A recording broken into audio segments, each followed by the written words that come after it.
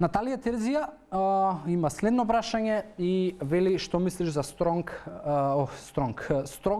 кето режим. Наталија, повторно, исто како и со прашањето за веганството, и ова го имам пробано, и кето имам пробано, и тоа еднаш имам правено 3 месеци терав кето исхрана, вториот пат траеше 1 месец, но во комбинација со фастинг. И види, ако ја гледаш и науката, зборува и за бенефиции, има и наука која што зборува и за ризици, и генерално од се што до сега имам пронајдено релевантни студии, кето исхраната искрено повеќе би ја препорачал на луѓе кои што веќе се отидени во патолошка дебелина, односно луѓе кои што имаат веќе сериозен вишок на килограми и вишок индекс на телесна маса, значи зборуваме за можеби веќе 30 килограми и повеќе вишок на килограми. Зборуваме за луѓе кои што имаат инсулинска резистенција, кои што можеби имаат диабет и посериозни проблеми предизвикани пред се од вишокот на килограми. И кето исхраната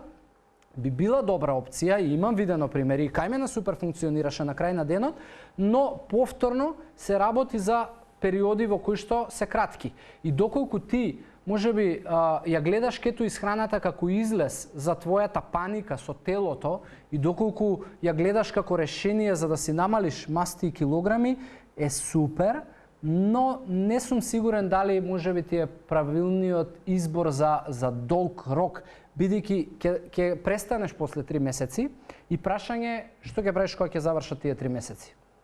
Најчесто луѓето тука имаат проблем, кога ќе заврши диетата, од причина што ќе се вратат на единствените познати навики, а тоа се старите навики, и старите навики обично ќе ги донесат старите резултати. И тука се јавува фрустрација кај луѓето дека мене и оваа диета не ми функционираше, ги вратив килограмите, не е добра, но не е така. Кето исхрана има бенефиции и пак ќе ти речам, прави ја во специфични ситуации како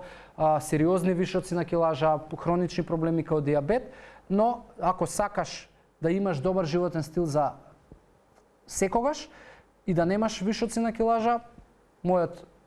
став е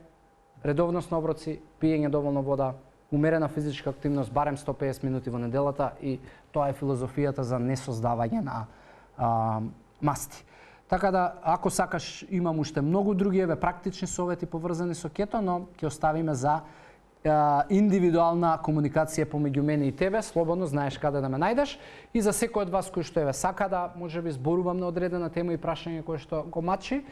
Ask Јосиф ми е корисничкото име на Инстаграм, ќе ме најдете таму и ќе комуницираме.